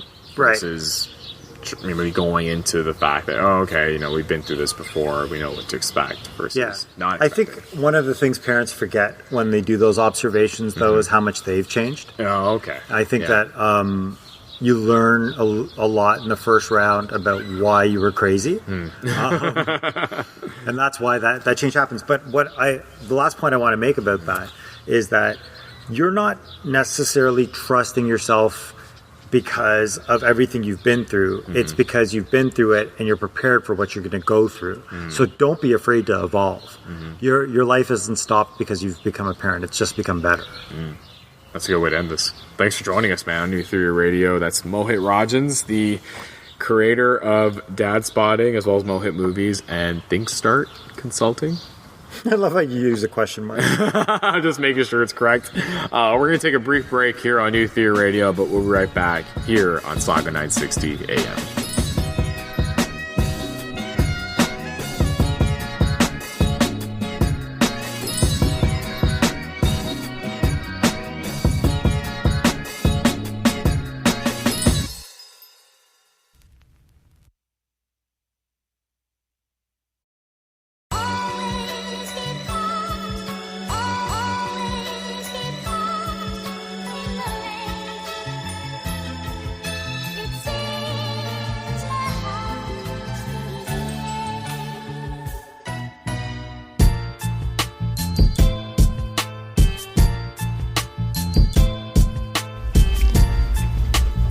We are back here for this very special edition of New Theory Radio on Talk Radio Saga 960 AM. Happy Father's Day if you are celebrating here on this joyous Sunday. And yes, I'm your host, Nav Nanwa. I host the show each and every week. And because it's Father's Day, I thought it'd be fitting to welcome another guest here on the show. Somebody who's no stranger to my life, but who's definitely going to be no stranger to you after the next 30 minutes. And that's my own dad, Major Nanwa, is here. Major, thanks so much for joining us. Yeah. Hi, everybody. Happy Father's Day to everyone. Yeah. And Dad, I thought it'd be great to have you on the show because I think I told you a few weeks ago, I know I told you a few weeks ago that I am going to be embarking into fatherhood. And I myself am becoming a dad towards the end of this year. And so this Father's Day is really special for me because it's making me reminisce and prepare for what's ahead in my life. But I thought it'd be great to get you on the show to share some perspectives on fatherhood and just how you went about finding your groove as a dad and being the great father that you are to myself and Amit and Dasha. So first and foremost, I'm 31 years old, so I'm becoming a dad for the first time. You became a dad for the first time when you were 21. 21. Yeah. What would you say were the biggest differences back then to now? Not biggest, you can say. This is every time to everyone whenever they become dad. It's a life-changing experience. All of a sudden, you instead becoming a taker, you become a giver. Yeah, so you become a protector, you become a provider, and it's a different feeling you cannot explain. All of a sudden you feel like that you are now, your priority changes, and whatever you're going to do it for your kids. Yeah.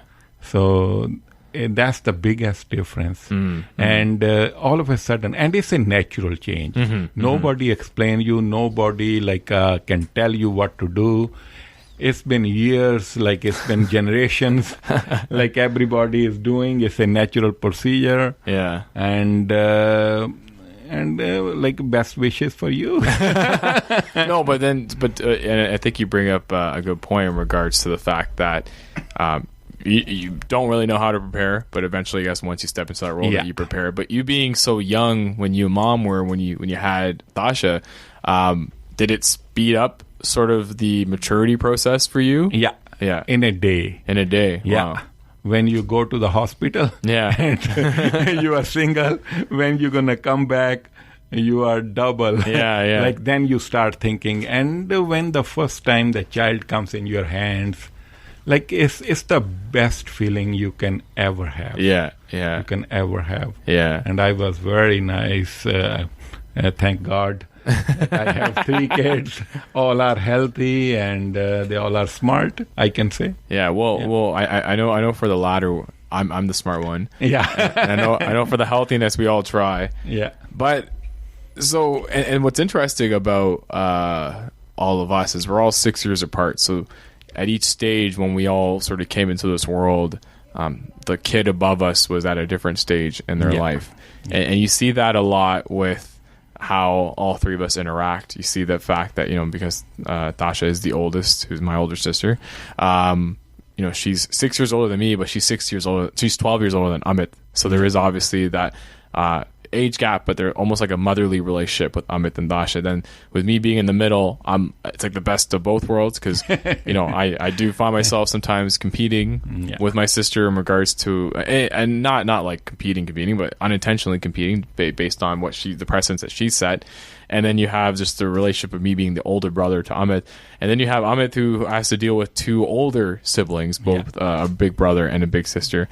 So from as a parent standpoint, how did you adjust your parenting based on these age gaps that existed amongst all of us? The first thing was that 6 year apart means that I was trying to get that, okay, one gonna be in university and it's gonna be finished. And then the other one gonna start. It's gonna finish. But the things came in that way that the first one started and it went to the third one. 1 year came when everybody was still in the university. Yeah. Yeah, so it's adjustable. It's it's adaptability. You adopt to the things and you adopt to the kids' needs. Yeah, and kids understand too. Yeah, don't think now the kids are very smart. Yeah, they know everything. Actually, I basically learn from them. I grow with them. Yeah. It was a good thing for me that they are apart, because every generation's things, music, art, and everything else, with the kids, I was always up to date. Yeah. Well, yeah, because I guess the kids kept you young, right? You always learn from your kids. Believe me, whatever I can teach them, I will teach them maybe up to age 5. Yeah. After that, you start learning from them. Yeah. No, and that's the fascinating part of it too. Is I think for sure. I think with the way that your parenting style was, you were someone that was always in tune with what we were interested in, and even if you weren't, you decided to. I'm always willing to learn. Yeah, exactly. Yeah, which can be for most South Asian parents, it's tough when you're raising Canadian children, right? Sometimes there can be a bit of a cultural gap there. It's always we always want our kids to listen to us. Yeah, the obedient, we want our kids to be obedient. Yeah, which is okay, which is right. But the thing is, you have to be friend with them. You have to listen to them too. Yeah. So maybe they have different needs now, and the time has changed. I haven't seen the internet world when I was young. Yeah, exactly. And now it came, and I'm still learning from Amit. But even, and then when you look at sort of the grandkids that you've been able to have as well, seeing the role that technology has played, in their life, the fact that both, Leo and Sasha are so, they love technology, they love the phone, they love the touchscreen. We never had that when we were younger. But still, I learning from Sasha, and Sasha is my favorite kid. And then Leo, which is I'm gonna learn from him now. Yeah. It's the time changing, and you always grow up with your kids. Yeah. If you start breaking the communication, you can never be there. Yeah, exactly. You have to listen to their kids, and whatever their demands are or whatever their circumstances are, then you have to become them in order to provide for them or in order to protect them. Exactly. Yeah. How did you go about defining your parenting style? Was it something that you... It's a very amiable one. Yeah. Okay. I'm not basically people say sometimes I'm expressive guy. Yeah. But no, my style is very amiable. Yeah. I always listen to the people and then I listen. Amit has always complained that I don't listen, but I listen to him. I watch him. Yeah. I can listen to the things whatever he doesn't even say. Yeah. Because that comes with the experience. Yeah, it does. Yeah. And Tasha has grown up into a very good mother. Yeah. And Jesse is very good father. Yeah. And Anu is she's gonna be very good mother too. I can see that. Yeah. And you're gonna be good father, believe me. Yeah. Because example is always better than books and anything. Yeah. And if you have a good example, then you will make it. And there's nothing it's a feeling. It's a feeling. It's a psychological feeling. You will grow up when I will meet you in December after my birth. No, it's no secret that my kid will be a December baby like you. Which is everybody who is Sagittarius, they're best. If you sure, we'll let that one slide. What is so again? Just taking it back to when you became a dad. At the time, obviously, the journey was different because you were new to Canada and you were still trying, just like every immigrant story that we've heard, trying to make ends meet and trying to, be able to find that balance. And then obviously when you got married and you had a kid a year later, it just adds more to just the stress that's involved with being able to provide for your family. How did you go about that? I believe in God's will and luck. Yeah. Whenever the kid comes, you are never ready for kid. Yeah. But you are always ready for kid too. Like whenever the kid comes, it brings their own luck. Like then the things comes automatically. Yeah. Like as long as you are willing to learn, as long as you are willing to do things, and it's automatically. Yeah. I grew up I was, and Tasha Tasha did the same thing what we did. So if we suffer in few things like money wise or any other thing, then Tasha did too. Yeah. Yeah. So she became actually a better person. Yeah. Because of that. Yeah. And I guess and then she become a better example too. Yeah. For you guys. Yeah. Yeah. Yeah, because I guess it all depends on the life stage, right? Life stage. Yeah. And every stage is good. There's no more okay, it's a young dad, he can provide, but some older dad can do better job too. Yeah. Yeah. So I don't think if there's ever you can say the right age to have kids.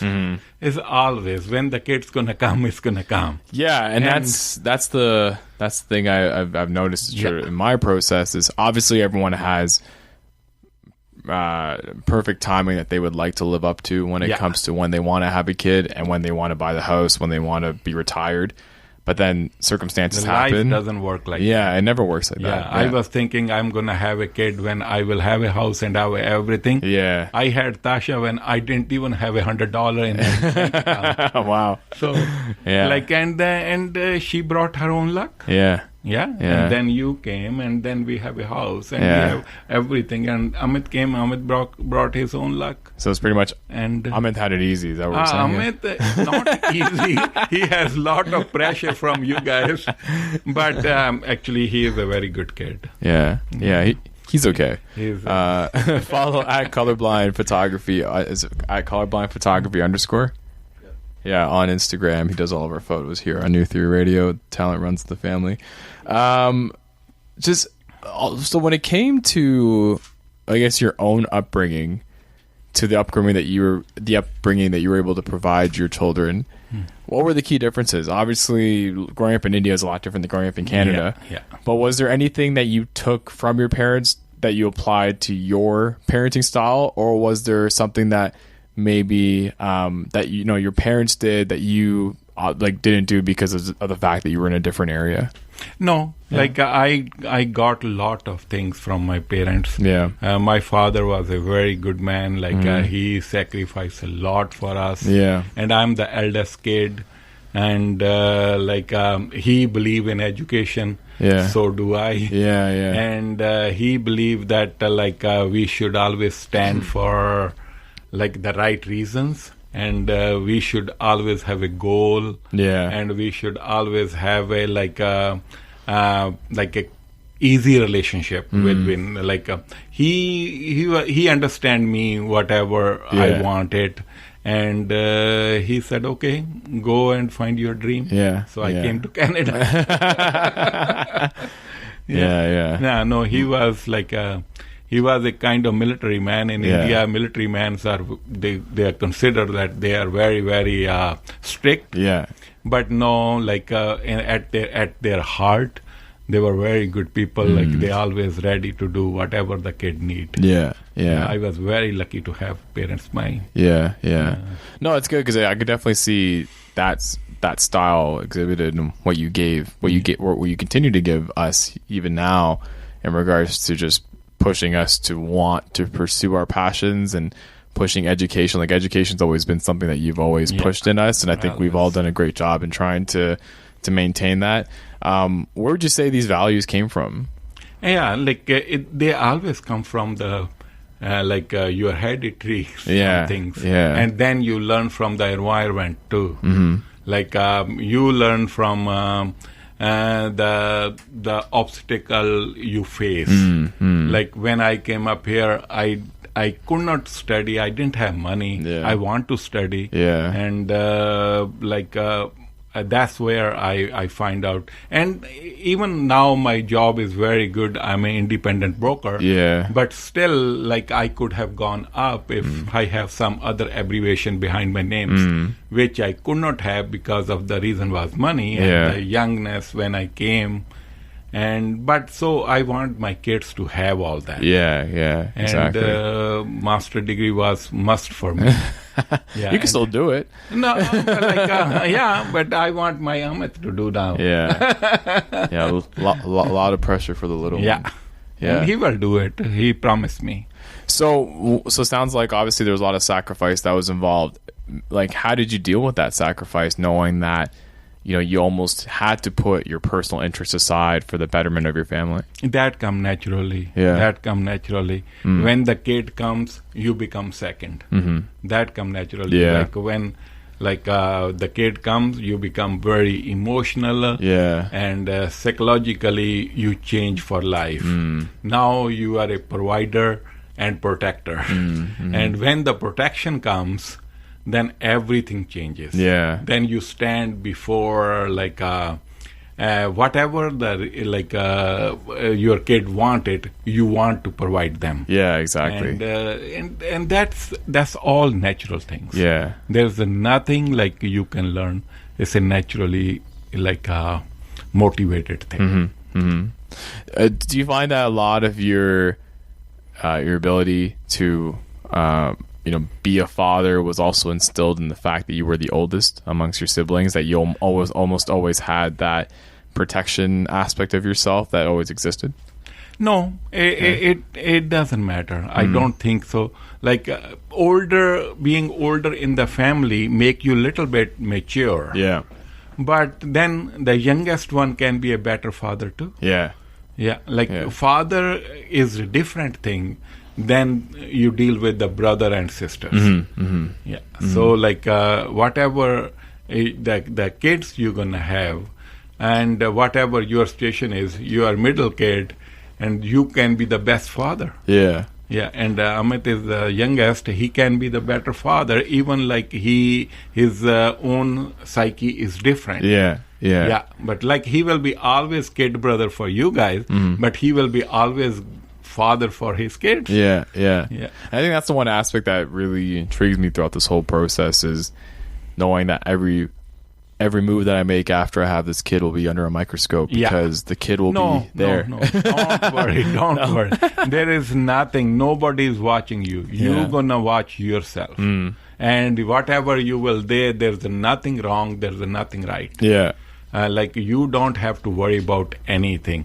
When the kid gonna come, he's gonna bring his own luck. And he or actually she. sometimes when the kid comes, you become more strong.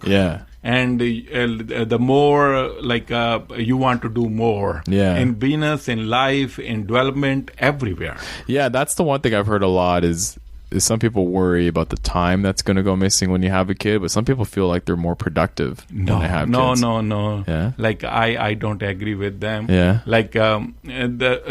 When you have a kid, actually when you come from work, your every tiredness, worriness goes away. It's a relaxation process. When you see your kid, and then you just forget everything. And that's the best thing for your mind. And once your mind is clear, you can work harder. Because that's the one thing I've noticed, even working with parents in the workplace, is they really value that time after work. Versus always. Some people that are single that will consistently work, they'll turn on the laptop at home and they'll just work. Like some people that have kids that are very motivated, but they know they have responsibilities, will be from 5 to 8. They allocate their time better. 5 to 8, no one reach me, I'm busy. And then 8, maybe after 8, you'll see an email from them. But they really do a good job in allocating their time. And it's a very relaxing thing. It's a very, very relaxing thing. And it's a very, very you want to do more. So once you have that process fully, first year is tough year.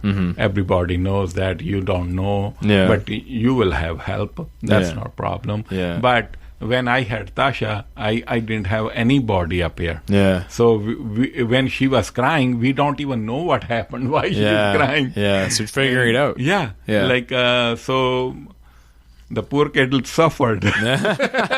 Sorry, Dasha. But that's the thing, because you guys, at that time, it was like the early 80s. Yeah. The age was obviously different back then. Like, a lot of you were expected to grow up a lot sooner. And a lot of it was trial and error because there was no precedent. Always, for every kid is trial. Yeah. Every kid. And every kid has their own, like, upbringing. Yeah. And different from the other kid. Yeah. And different luck from the other kid. Mm-hmm. Like, everything is different. It's an individual. And every individual has their own needs, which is not like maybe I have 3 kids, but all 3 has a different like objectives, different interest, different like personality. And it's not like up to me that I can change their personality. I don't want to even. Yeah, it's good like that. Like it's become a very good like a flower pot, you know. Everybody has a different like their interest. Yeah. And everybody come to me and I feel proud. Yeah. Well, a couple of final questions. How did you go about supporting mom through her pregnancies? Like, what was what like, especially from the first one to the third one, what were the key tasks that you had, and how did they change? I try to do everything. I try to everything. Even She'll probably things agree with that. I don't even she, like, I don't have to do, and she doesn't even want me to do. I want to do it. Yeah. Because I feel like that I was more connected to my kids. Yeah. I don't know why, but that's the way it was. And I try to, like, do everything. I learn how to change diapers. I try to pick their clothes. I want them to become whatever I think they are. And everywhere, wherever they went, I went with them. And like, you know, we openly can discuss everything. Even Tasha being a girl, she can discuss everything with me. And I'm open with them. And you can. Amit always does. Who knows? And last but not least, Dad, as we close this out, what are, like, not just for me, but for anyone else that's listening that's either on this journey to become a father, whether it's the first child or the third child, what piece of advice could you give them regarding the entire process and just how to approach it? No, you don't approach it. You just enjoy it. Yeah, it's the every minute you have to enjoy it. Time becomes so little, like, and time goes so fast when they are growing up. Like, it's like you blink the eye and they are grown up. You know? Exactly. And so, like, you enjoy whatever they do. Money can come after. Everything can come after. First thing is the kid. If you don't spend time with them, they are bound to go somewhere else. So, like, the best thing you can give it to your kid is your time and your talk, and talk like a friend. Go to McDonald's and have something. There's been a lot of McDonald's trips in this family. I was very lucky. Like, my kids understand me. Like, even when I was, like, Tasha was growing up, she gave me, like, she knows my interest. Like, I still remember that she gave me Shania Twain's video. Yeah, because you're a big Shania Twain fan. Like, I was a big fan, and even, like, Matt, and you even, like, gave me a Beatles video. And Amit gave me, like, obviously, my best dad pin. That. Which is like totally sucking up. That shows that, like, your feelings toward, like, you think me as your friend. You know?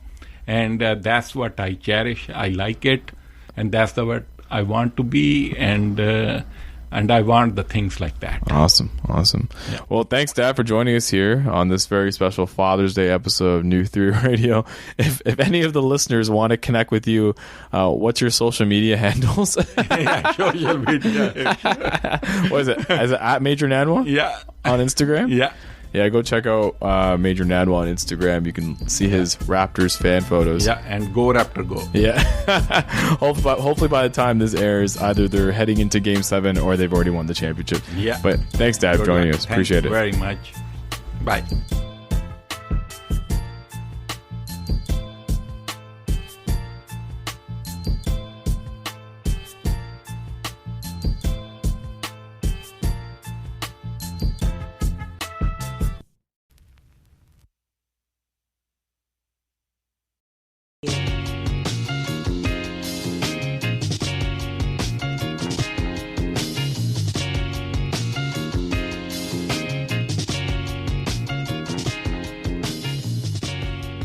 And we are back here on New Theory Radio, live on Talk Radio Saga 960 AM. And this actually concludes this week's episode of New Theory Radio. I wanted to thank all of my guests that joined us for this very special Father's Day edition of the show. Special thanks to all the fathers, including Ryan Gurcharn, Reynold Thomas, Mohit Rajhans, and of course my dad, Major Nanwa, for all sharing their perspectives and their theories on fatherhood. And if you want to connect with New Theory Radio on social media, it's at New Theory Radio on Facebook, Instagram, and Twitter. And if you want to connect with me on social media and you want to follow my journey into fatherhood, it is at Nav Nanwa on Instagram and at nnanwa on Twitter.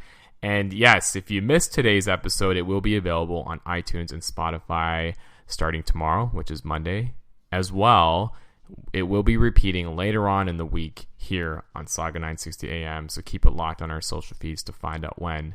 Thanks so much. We'll be back again next week with another edition. Have a great couple of days, and you will hear all of us next time. Peace.